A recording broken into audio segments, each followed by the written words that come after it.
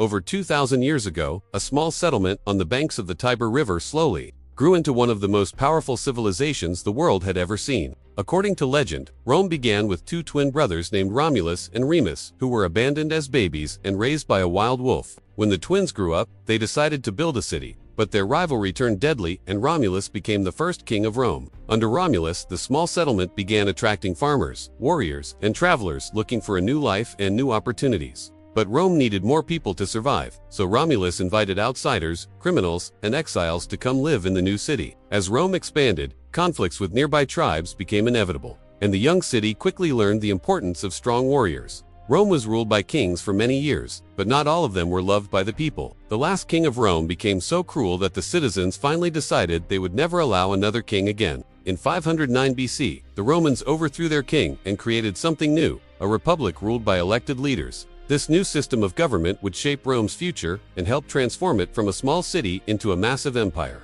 After becoming a republic, Rome began expanding beyond its walls, slowly conquering nearby towns and tribes across the Italian peninsula. Rome's army was highly disciplined, and its soldiers trained constantly to fight in organized formations. Unlike many armies of the time, Roman soldiers fought as a team, protecting each other with shields and coordinated movements. Rome also built strong alliances with neighboring cities, offering protection in exchange for loyalty and soldiers. To move armies quickly, the Romans built strong roads that connected cities across the entire region. These roads allowed Rome to send soldiers anywhere in Italy faster than its enemies could react. One by one, rival tribes like the Samnites and Etruscans fought Rome in brutal wars for control of Italy. Even when Rome lost battles, it rarely gave up, rebuilding its armies and returning stronger than before. After decades of wars, Rome slowly gained control of nearly the entire Italian peninsula. But Rome's growing power would soon bring it into conflict with another giant power across the sea, Carthage. By the 3rd century BC, two powerful civilizations dominated the western Mediterranean,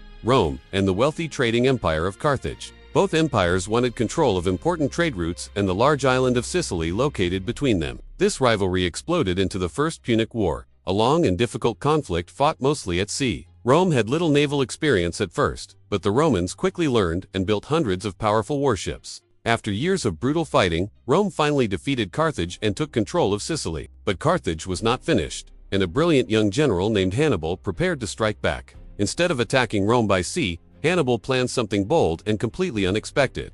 With tens of thousands of soldiers and even war elephants, Hannibal began marching toward the towering Alps. The journey across the freezing Alps was incredibly dangerous, and many soldiers did not survive the brutal crossing. But against all odds, Hannibal and his army emerged in Italy, shocking the Romans and starting one of history's greatest wars. As Rome grew richer and more powerful, its leaders began fighting each other for control of the republic. One ambitious leader, rising during this chaotic time, was a skilled general named Julius Caesar.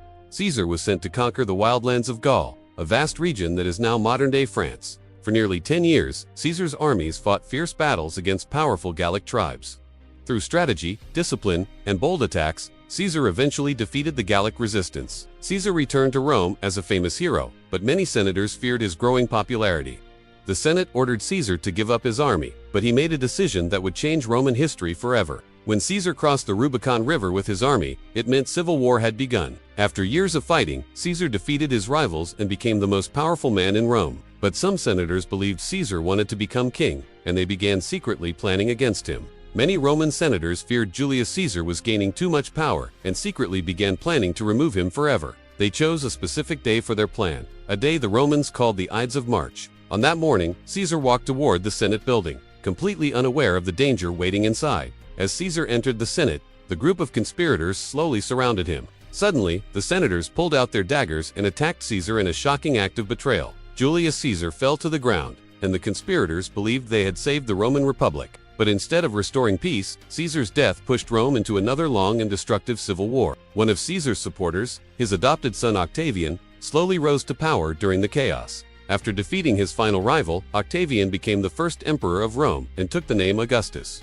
The Roman Republic was gone, and a powerful empire had begun that would shape the world for centuries.